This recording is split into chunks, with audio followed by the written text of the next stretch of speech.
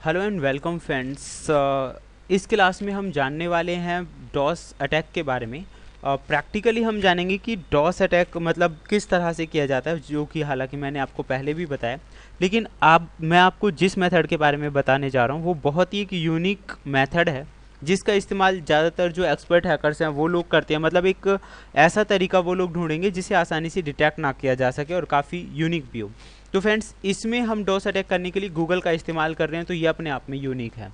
दूसरी बात फ्रेंड्स, मैं आपको बताना चाहूँगा कि इससे पहले आपको पता होना चाहिए क्रॉलिंग्स क्या होता है। आप सभी बहुत अच्छे से जानते भी होंगे कि जो गूगल है वो क्रॉलिंग्स का इस्तेमाल करता है। वेब क्रॉलिंग का मतलब होता है कि कोई भी इंफॉर्मेशन आप तक सबसे पहले जो पहुंचती है वो क्रॉलिंग की मदद से ही पहुंचती है। तो क्रॉलिंग्स मतलब जो लिंक्स हैं, सेंसिटिव जो लिंक्स हैं, इन्फॉर्मेशन है, कोई भी चीज़ किसी भी वेबसाइट में किस जगह पे प्लेस्ड है, ये क्रॉलिंग की मदद से आसानी से जाना जा सकता है। तो क्रॉलिंग एक तरह से इन्फॉर्मेशन को इकट्ठा करने का काम करती है। गूगल क्रॉलिंग्स भी गूगल जो है वो भी क्रॉलिंग का इस्तेमाल करता है, जिसकी मदद से कोई भी इन्फॉर्मेशन आप तक पहुंच जाती है। तो फ्रेंड्स, आज मैं गूगल की मदद से ही आपको बताऊंगा कि ये जो वर्क है किस तरह से कोई भी जो अटैकर है किसी भी वेबसाइट की जो स्पीड है उस पर फ़र्क डाल सकता है, एक बहुत बड़े लेवल पे उसे नुकसान पहुंचा सकता है। तो मेरा जो पर्पज़ है वो ये नहीं है कि नुकसान पहुंचाया जाए वेबसाइट को, जस्ट आपको बताना है कि हैकर्स किस किस मेथड्स का इस्तेमाल करते हैं इस तरह की चीज़ों को करने के लिए।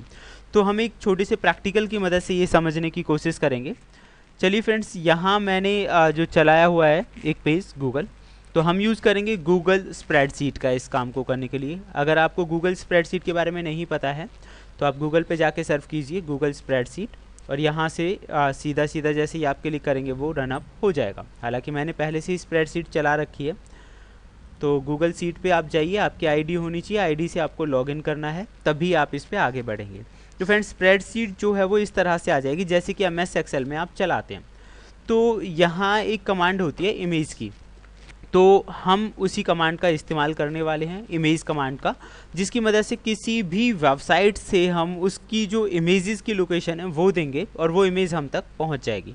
फॉर एग्जांपल जैसे कि गूगल की है, ये मैंने यहाँ पे कमांड दी हुई है इमेज, और इमेज में मैंने गूगल का ही एक इमेजेस लिया हुआ है, SRPR जो फोल्डर है जहाँ पे लोगो सेव है, तो वो लोकेशन मैंने यहाँ पे दी हुई है google.com। ये यहाँ पे आप कोई भी वेबसाइट ले सकते हैं, XYZ एनीवन, कोई भी वेबसाइट हो सकती है। उसके अंदर की या तो इमेज फाइल हो सकती है, PDF फाइल हो सकती है।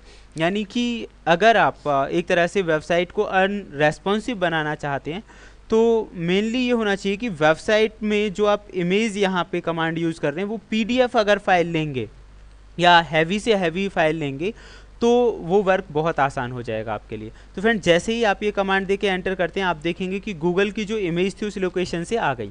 तो ऐसा क्यों हुआ? क्योंकि लाइक सेम लोकेशन से गूगल का जो क्रॉलिंग वाला मेथड था, वेब क्रॉलिंग वाला मेथड था, उसकी मदद से उस लोकेशन पे जो चीज़ थी, मतलब PNG जो फाइल थी, वो उसने आपको प्रोवाइड कर दी।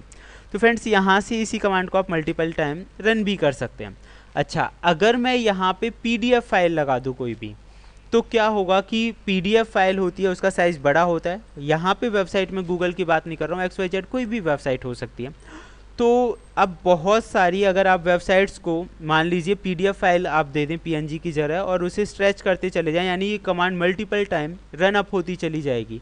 और अगर एक नॉर्मल वेबसाइट है तो उसका जो ट्रैफिक है, आउटगोइंग जो ट्रैफिक है, वो पूरी तरह से लॉस हो जाएगा। मतलब धीरे धीरे वो लॉस होने लगेगा, क्योंकि जब हम इन चीज़ों को बढ़ाते रहेंगे ऑलरेडी और बहुत अमाउंट में हम उसे करते चले जाएंगे, तो ये जो कमांड है मल्टीपल टाइम रिपीट होना स्टार्ट हो जाएगी और उससे आउटगोइंग जो ट्रैफिक है उस पर फ़र्क पड़ेगा और एक टाइम के बाद जो वेबसाइट है पूरी तरह से अनरेस्पॉन्सिव हो जाएगी। गूगल की जो स्प्रेडशीट है इसमें भी आपको काफ़ी ज़्यादा चेंजमेंट्स देखने को मिल जाएंगे।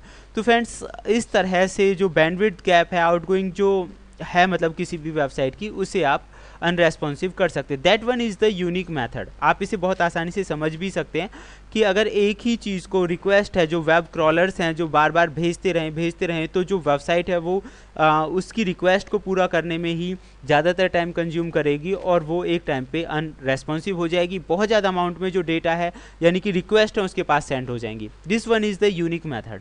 तो होप सो फ्रेंड्स आपको समझ में आया होगा ये जो मेथड्स हैं किस तरह से काम करते हैं। अगर आप नेक्स्ट जो वीडियो है उसमें मैं बताने वाला हूँ ऐसे ही कुछ और यूनिक मेथड्स के बारे में। फिर मिलते हैं friends, thank you, good bye.